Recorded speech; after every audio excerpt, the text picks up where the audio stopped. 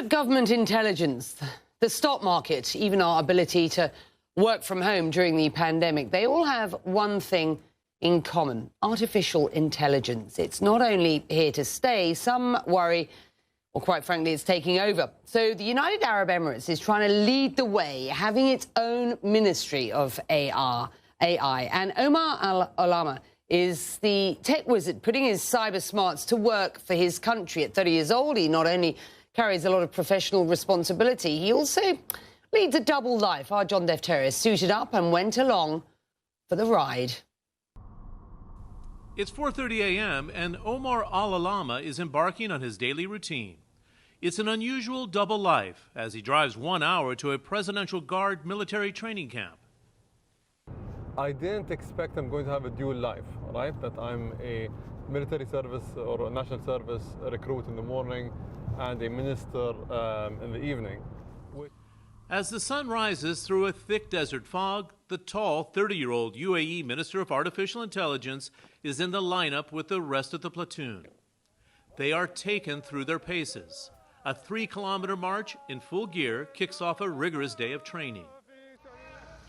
That is followed by a workout and obstacle course, a 10-minute breakfast to fuel up, and it's off to the firing range.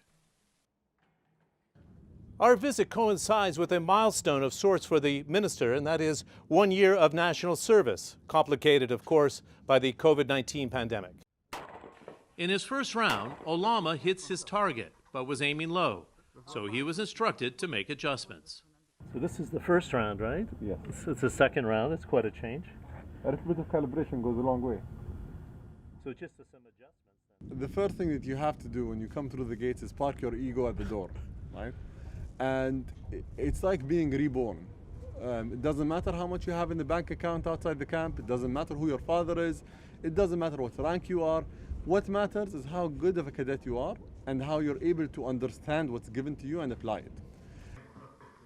The UAE, a nation turning 50 next year, started its mandatory national service in 2014 for men ages 18 to 30. It was launched to help the country fend off regional threats.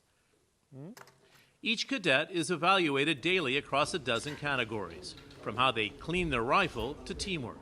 They could learn many things, such as time management, discipline, leadership skills, financial management, on small scales. And these things could help them when they go back to their civilian life. Olama needs to make that civilian transition 5 days a week. Back at his office at the Dubai Future Foundation, he arrives sporting his military garb and re-emerges wearing the traditional Arab kandura. He leads off with a staff meeting finalizing plans for a tech forum the following day and the World Government Summit later in the year.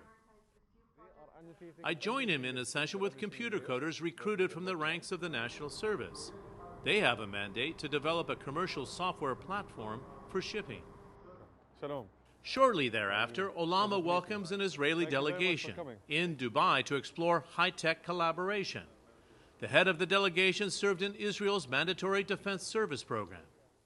We have a lot of experience between the knowledge, between the army service and the economic after that, because it's a small lab. It is a nascent program here in the UAE, but Olama says 1 year into his military duties, he's much closer to his constituents. It grounds you. It makes you feel like, yes, I need to serve them better, I need to do a better job, and I also need to realign my priorities based on their needs as a generation and others as well. Let's work with everyone. An all-consuming grounding for this young cabinet member that he hopes sets an example for others to follow. John Defterius, CNN, Dubai.